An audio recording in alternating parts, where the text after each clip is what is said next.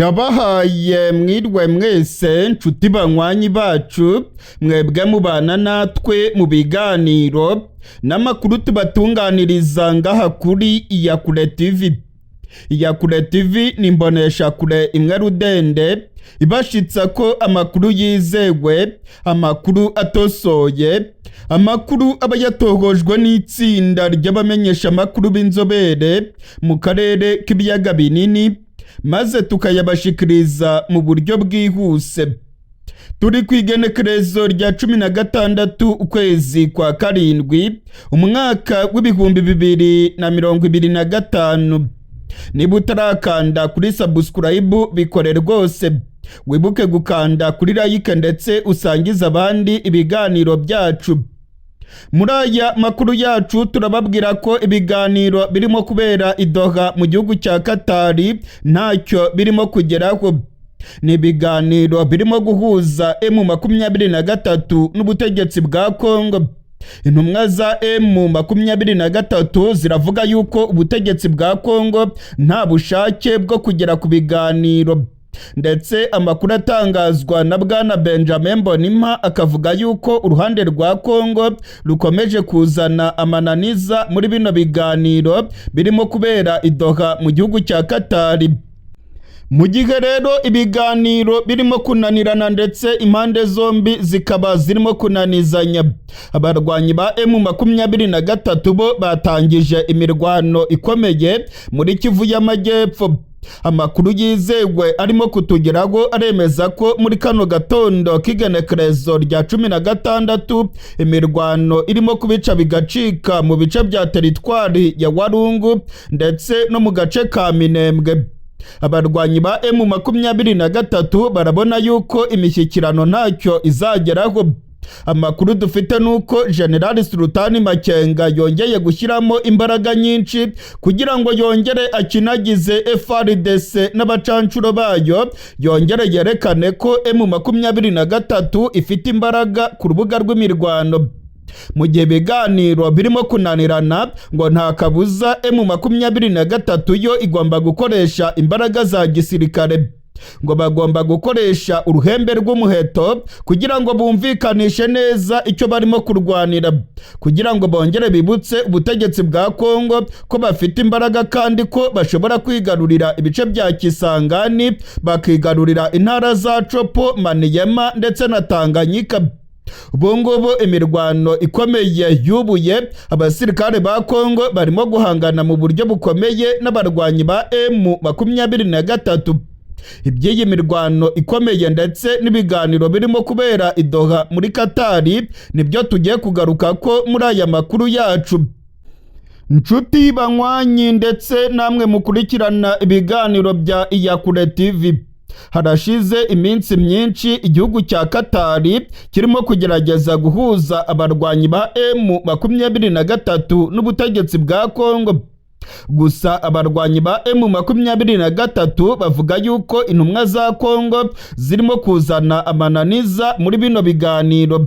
Bwana Benjamin Mbonimpa, umunyamabanga uhoraho wa M23, avuga yuko ubutegetsi bwa Kongo bwazanye amananiza, ndetse ko ubu butegetsi bwa Kongo burimo gukora ibintu bigaragara yuko badakeneye ibiganiro. Abarwanyi ba M23 bavuga yuko Tshisekedi n'ubutegetsi bwa Kinshasa bashaka gushoza intambara kandi ko bigaragara yuko ibiganiro batabikeneye rwose. M23 imaze iminsi isohora amatangazo ivuga yuko ubutegetsi bwa Kongo burimo kurundanya ibitwaro byinshi hafi y'imirongo y'urugamba, ndetse M23 nayo ikaburira ubutegetsi bwa Kongo ivuga yuko iryamiye amajanja kandi ko bagomba gukocorana niba koko ubutegetsi bwa Kongo burimo gushaka intambara. Abahinga mu bya politike ndetse n'inzobere mu bya gisirikare baravuga yuko M23 na FARDC bose bamaze iminsi barimo gutegura intambara, ndetse ko bigaragara ko ibiganiro bya Doha ntacyo bishobora kugeraho. muri iyi minsi abanyamerika ndetse na Katari barimo gushyira imbaraga muri ibi biganiro bya Doha, ndetse leta zunze ubumwe za Amerika zemeje yuko zohereje intumwa zabo hariya i Doha muri Katari kugira ngo zijye gukurikirana ibya biriya biganiro ndetse zishyire igitutu ku mpande zombi. Ariko amakuru atugeraho aremeza ko igitutu cya leta zunze ubumwe za Amerika ntacyo kirimo kumara muri ibi biganiro bya Doha.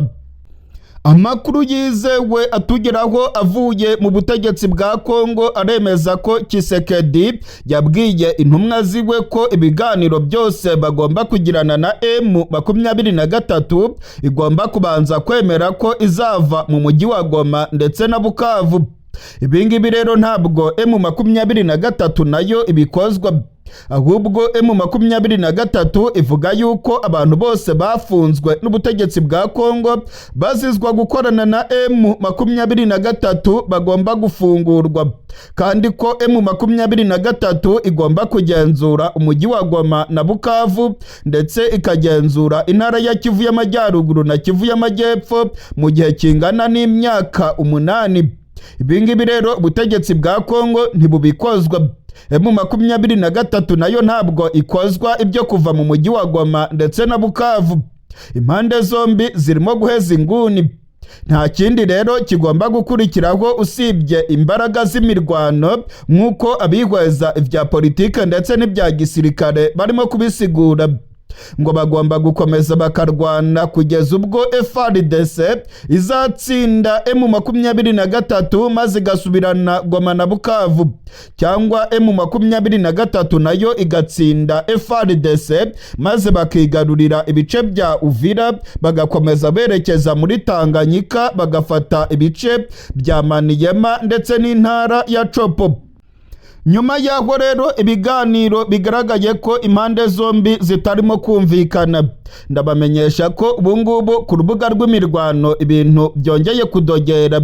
Kuva mu gatondo k'irigenekerezo rya 16 harimo kuba imirwano ikomeye cyane muri Kivu y'Amajyepfo. Abarwanyi ba M23 bongeye gufungura urugamba, barimo guhangana n'igisirikare cya Kongo mu bice bya teritwari ya Warungu muri Kivu y'Amajyepfo, ndetse amakuru arimo kutugeraho aravuga yuko imirwano ikomeye yaba irimo gusatira umujyi wa Uvira. Uyu mujyi wa Uvira urimo abacancuro benshi ba FARDC ndetse n'abasirikare b'u Burundi. Amakuru atugeraho akemeza yuko abacancuro bakomoka muri Amerika na Colombia bose baryamiye amajanja biteguye guhangana n'abarwanyi ba M23. Amasoko yacu muri M23 aremeza yuko General Sultani Makenga yafashe umwanzuro wo gukomeza kurwana ndetse no kwereka ubutegetsi bwa Kongo ko bagomba guhangana bakoresheje uruhembe rw'umuheto. Amakuru atugeraho rero akavuga yuko ubungubu imirwano ikomeye irimo kubica bigacika no mu gace ka Minembwe. Kuva mu gatondo k'irigenekerezo rya 16 hagaragaye indege z'intambara za FARDC muri kariya gace. Umumenyesha makuru wacu Dani Faruku ari muri Kivu y'Amajyepfo aravuga yuko imirwano ikomeye ndetse ko M23 irimo gushaka kwigarurira ibice byinshi muri Kivu y'Amajyepfo bagakomeza basonga mbere berekeza mu ntara ya Tanganyika. Hari amakuru avuga yuko abarwanyi ba M23 baba baramaze kugera mu mujyi wa Karemi mu ntara ya Tanganyika, ndetse ko ngo barimo gutegura ibitero Karundura bigamije kwigarurira uriya mujyi. Ayandi makuru kandi aravuga yuko M23 nayo muri iyi minsi yamaze kuronka intwaro zikomeye. Hari amakuru amaze iminsi arimo kuvugwa yerekana neza ko M23 isigaye ifite indege z'intambara zirimo Sukoyi 25 ndetse na za kajugujugu kabuhariwe ku rugamba. Ibingibi rero bikerekana ko intambara igiye kuba muri Kongo igiye gukomera, ndetse ko ibiganiro bya Doha rwose ntacyo bizageraho. Ibiganiro bya Doha biragaragara yuko ari igitutu cya leta zunze ubumwe za Amerika.